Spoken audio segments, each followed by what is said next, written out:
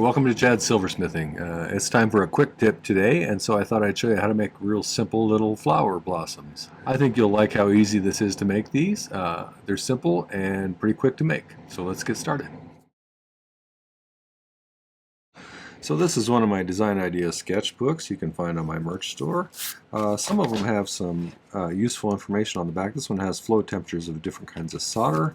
Some of them have some conversion charts from gauges to inches to millimeters and things like that. It's pretty useful to have those, I think.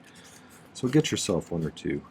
The most valuable thing about them for me is having a record of my projects that I make, because I write something up for each one anymore. So I have a record of the last 600 things I've done or so. Here's what I got going today. So these kind of little simple stylized flowers I think are super cute and they work well. I've done a few different things. I'll put a few different pictures up above here of some projects I've used similar stuff before. I'm just going to put some little silver balls in the middle to represent the center of the flower. I don't remember what that part of the flower is called. And the petals will just be cut out of a little disc of silver. And you can make these any size you want, and you know, make different variations. Like this one, I drew up with the idea that I'd put a single silver ball. This one I have some little smaller ones, like 6 or 7 little smaller ones in the center. I have put stones and bezels in the middle there before. I find that those come out pretty cute, both faceted and cabochons. I have these little round tourmalines that look really good in these things, so you know, have fun with it. You can even, like sometimes I have used a little stamp to put some lines in the petals just to kind of give them some little bit of character. So maybe we'll do that today just as an example, but I'm going to do this 6-petaled one, and like I said, you can change up the number of petals. You could change up the metal you're using. Little copper ones or brass ones look nice. You can mix the metals. I'm just going to do a straight silver one today, but don't let my limitation here be your limitation. Make whatever you want. Alright, so I sketched this one out on a little piece of, this is about 22 gauge sheet, I believe. I wouldn't use anything much thinner than 22 probably. If you start getting into 24 and 26, when you do polish it, it gets pretty thin and the little edges will be a little bit sharp, so I like it to be a bit thicker than that. So I think first I'm going to start by just cutting this out with some shears, and then I'm going to dip in here with, I think I'll use my saw for that one, so let's do that. I already made some little silver balls out of some scrap. One other thing you can do is you can do the shapes of the petals differently on this. They don't have to be the same way that I'm doing them. I'm not really a flower expert.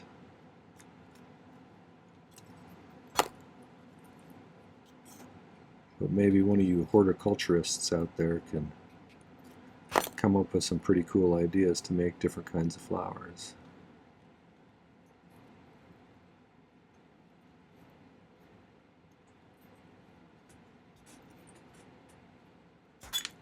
I never made much floral stuff when I first started doing this, but because I don't know why. I guess I just for some reason I felt like making flowers was going to be super hard, but it's really not. So I'm just going to round this out a little bit.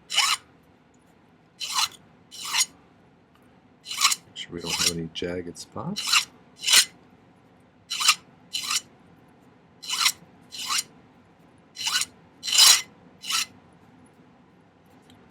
The other thing I'm going to do before I solder those little balls in the middle is I'm going to dome it a little bit with my dapping block and punches to give it a little bit of a three-dimensional kind of aspect.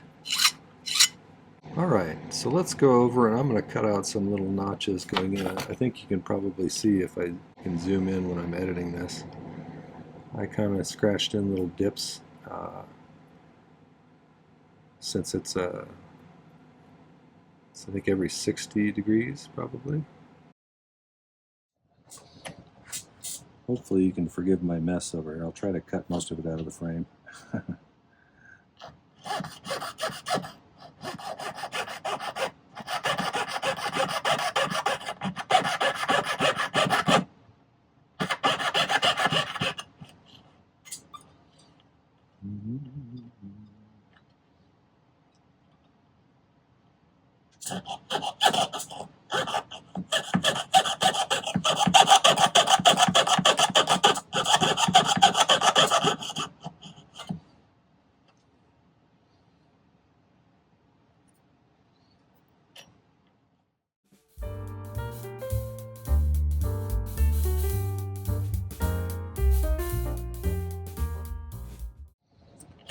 Well, like I said, I'm just going to round it with my file and then we'll come back and look at it.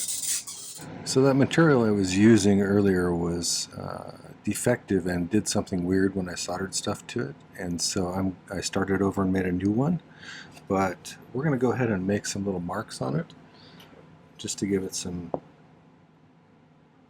additional stuff. I have this little tiny stamp that has just kind of a little sharp blade on it. I think I just got it when I bought somebody's stamps. We're just going to put a few marks on here, each of the petals.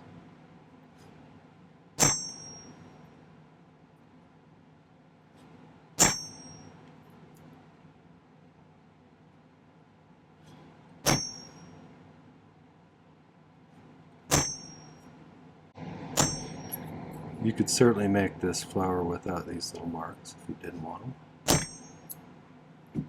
Just thought I would jazz it up a little bit, give it a little more character.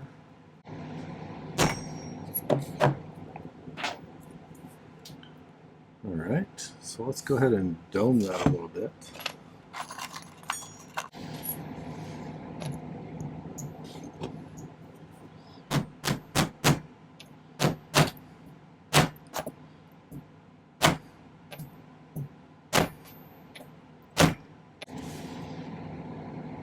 That looks pretty good. Okay, I made some little silver balls, and I think what I want to do is I want to create 6 surrounding a single one for the center of the flower. So I think the best way to do that would be to solder them together first.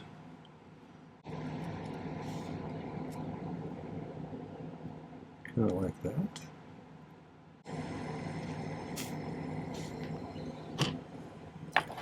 I'm just going to use my pick. You could probably set them on top of some solder if you wanted to.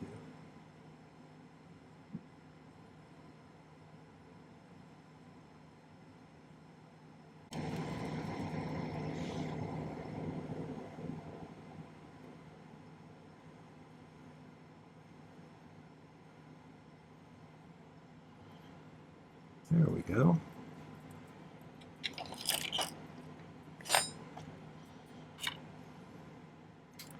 Now I think we probably have enough solder on there to solder it down here. The trick is going to be getting it centered.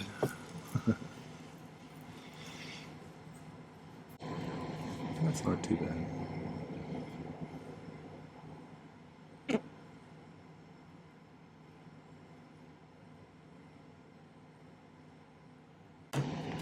All right. Let's cool it off and see if that's on there okay.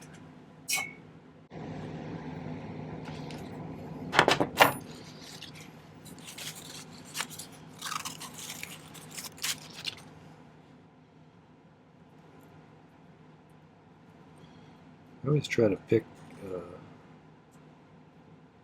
hate to say pick your balls, but pick your balls because it's embarrassing when they fall off after you sell something. Alright, so I'll get that cleaned up and then we'll see how it looks, but that's generally how I make little simple flowers. You can, like I said, put a stone in it, or you could just use one ball, or do something more complicated and more realistic. This is kind of stylized, so tell me what you like to do. I'm curious what kind of tricks you have and what methods you have for making simple flowers. So.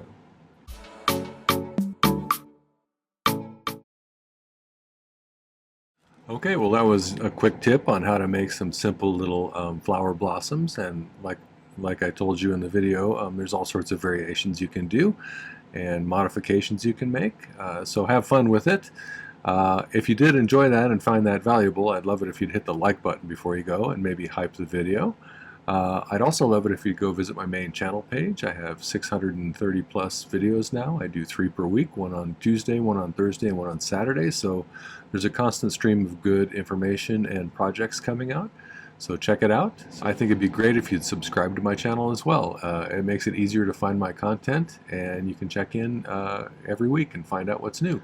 Before we go, I wanted to thank some groups of people. First, my patrons over at Patreon are my core group of supporters. They are a marvelous group of people, and not only do they provide me with some financial help, they have created a lovely community of artistic people over there. And it's nice to be able to pick their brains and share what I know with them, and resources and ideas for videos, and kind of critique each other's work. And it's really a nice place. So thanks for making it that way, you guys. I appreciate it. The other group are my YouTube subscribers. We passed 28,500, which is amazing. Thank you for that. What I truly value about my subscribers on YouTube are the sincere, kind comments I get. You guys are so nice, and I love even the constructive criticism and the ideas for videos. But when you share your personal stories, that's very touching, and thank you for doing that. So thanks for that. Thanks for the financial help, the buy me a coffees, the super thanks, the merch purchases, the buying my ebooks. All that stuff adds up and makes my channel sustainable. So thank you for that. Don't forget to hit the video description down below. There's some important links there. There's a link to my Patreon if you want to find out more about that community. There's a link to my merch store if you want to get yourself one of those nice design idea sketchbooks or some other cool merch. And there's a link to my latest ebook, which is 2025's tutorial guide, and it covers all of the tutorials I did during 2025 with lots of extra information about each project. So check it out, maybe get that. You can even buy a deal where you get all 3 of my ebooks, 2023s, 2024s, and 2025s for a package discount. So maybe treat yourself and have lots of projects right at your fingertips. So that's a super nice way to support my channel, and I really do appreciate it if you do that. All right, well, thanks for watching today. Take care. Happy silversmithing.